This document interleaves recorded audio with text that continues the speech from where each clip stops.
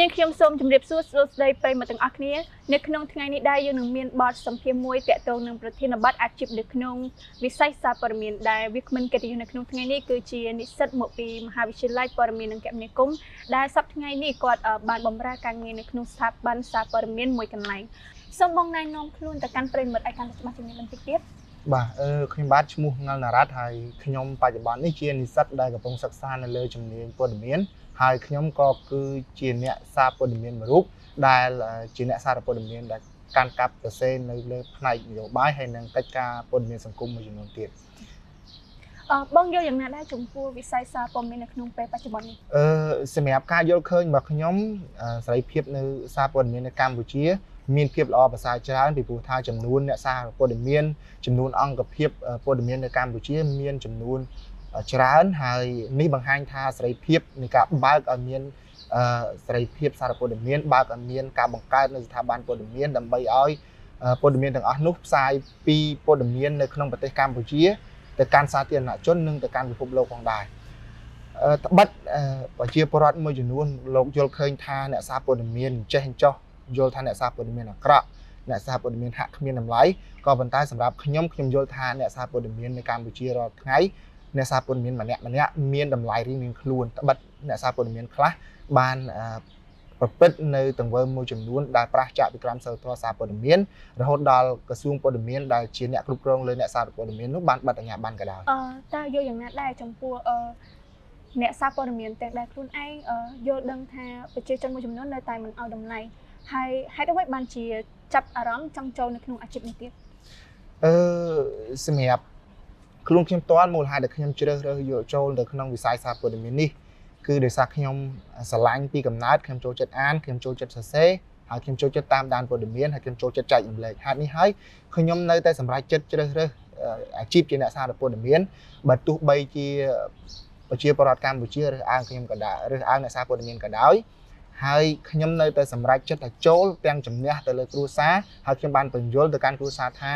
ខ្ញុំនឹងធ្វើជាអ្នកសារព័ត៌មានមួយដែលល្អផ្សព្វផ្សាយព័ត៌មានដែលចំណេញដល់សង្គមជាតិចំណេញដល់សាធារណជនហើយមិនធ្វើនៅអ្វីដែលប្រឆាំងពីក្រមសីលធម៌ព័ត៌មានឡើយហើយនឹងតាមរយៈព័ត៌មានដែលខ្ញុំចេញផ្សាយខ្ញុំនឹងបញ្យល់ទៅកាន់ប្រជាពលរដ្ឋថា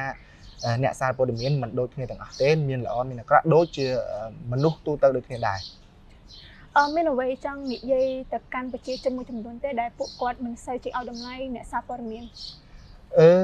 បើតាមអ្វីដែលខ្ញុំចង់និយាយគឺខ្ញុំសូមឲ្យប្រជាពលរដ្ឋកុំព្យាយាមដាក់ពណ៌កុំព្យាយាមលាបពណ៌ទៅលើអ្នកសារព័ត៌មានថាអ្នកសារព័ត៌មានមានពណ៌ខ្មៅពណ៌សពណ៌ក្រហមពណ៌ប្រផេះពីព្រោះថាអ្នកសារព័ត៌មាន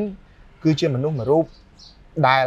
គេលើកគេឲ្យតម្លៃនៅប្រទេសក្រៅនៅជុំវិញពិភពលោកគេតែងតែចាត់ទុកថាអ្នកសារព័ត៌មានជាអំណាចទី4ដែលតាមរយៈការផ្សព្វផ្សាយរបស់គាត់នោះគឺនាំឲ្យមានផលចំណេញហើយនាំឲ្យមានការរិះគន់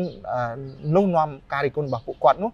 នាំឲ្យមានការអភិវឌ្ឍហើយមានការកែតម្រូវហើយដូច្នេះហើយសូមឲ្យប្រជាពលរដ្ឋផ្ដល់តម្លៃមួយដល់អ្នកសារព័ត៌មាន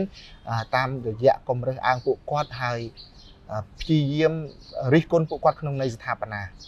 ងាកទៅកាន់អាជីពរបស់អ្នករ៉ាត់វិញសប្តាហ៍ថ្ងៃនេះតើធ្វើការផងរៀនផងឬយ៉ាងណាដែរសម្រាប់អាជីពការងាររបស់ខ្ញុំគឺខ្ញុំរៀននៅពេលព្រឹកហើយខ្ញុំចេញនៅម៉ោង11ហើយបន្ទាប់មកខ្ញុំចូលការងាររបស់ខ្ញុំនៅអំឡុងម៉ោង1រសៀលហើយខ្ញុំចេញទៅវិញនៅពេលល្ងាចចំពោះការងារនេះតើមកមានញឹកទេហើយត្រូវបែងចែកការរៀនសូត្រជាមួយការងារយ៉ាងណាដែរ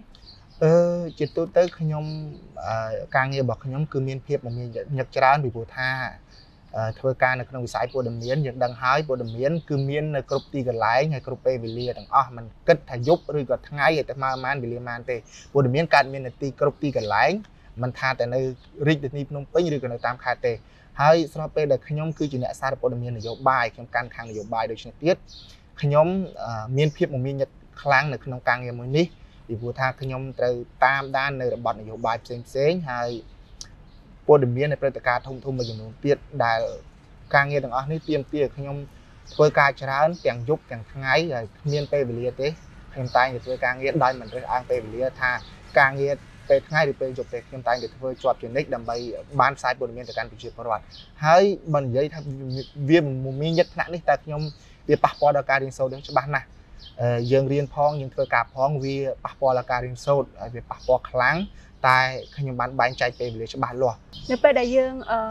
ធ្វើនៅក្នុងវិស័យសារព័ត៌មានហើយបានផ្សាយនៅអត្ថបទមួយចំនួនតើធ្លាប់ទទួលបានការរិះគន់ពីសំណាក់មហាជនទេ ជាទូទៅខ្ញុំមិនថាតែខ្ញុំទេអ្នកដទៃក៏ដូចគ្នាដែរនៅពេលដែលយើងសរសេរវាតែងតែមានចំណុចខ្វះខាតហើយចំណុចខ្វះខាតនោះកើតនាំឲ្យមានការរិះគន់ក៏ប៉ុន្តែការរិះគន់នេះមិនបានធ្វើឲ្យខ្ញុំថ្នាំងថ្នាក់ចិត្តទេខ្ញុំតែងតែយកការរិះគន់នេះមកអភិវឌ្ឍសមត្ថភាពខ្ញុំបន្ថែមទៀតបន្ថែមពីអ្វីដែលខ្ញុំប្រឹងប្រែងហើយខ្ញុំតែងតែយកវាមកអភិវឌ្ឍជាប្រចាំគ្រប់ការរិះគន់ខ្ញុំតែងតែយកវាមកសិក្សារៀនសូត្រ ជាចុងក្រោយតើមានមតិអ្វីបន្ថែមទៅលើប្រធានបទរបស់យើងទេ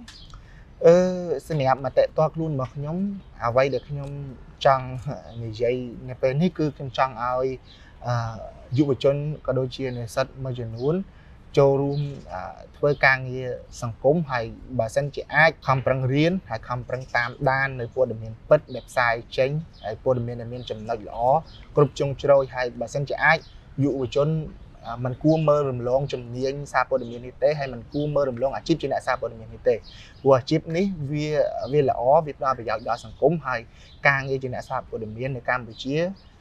ស្ថាប័ននីមួយៗកំពុងតែត្រូវការអ្នកសារព័ត៌មានបន្ថែមហើយយុវជនអាចមករៀនសូត្រនៅក្នុងសាកលវិទ្យាល័យកម្ពុជាផ្ទាល់ក៏ដូចជាទៅធ្វើការជាអ្នកសារព័ត៌មានដើម្បីរួមគ្នាប្រយុទ្ធប្រឆាំងនឹងព័ត៌មានคล้ายៗដើម្បីផ្ដល់ជាប្រយោជន៍ដល់សង្គមជាតិនេះអ្វីដែលខ្ញុំចង់ឃើញហើយអ្វីដែលខ្ញុំចង់ណែនាំលើកឡើង ជាចុងក្រោយនេះខ្ញុំសូមអរគុណដល់បងដែលបានចំណាយពេលវេលាដ៏មានតម្លៃ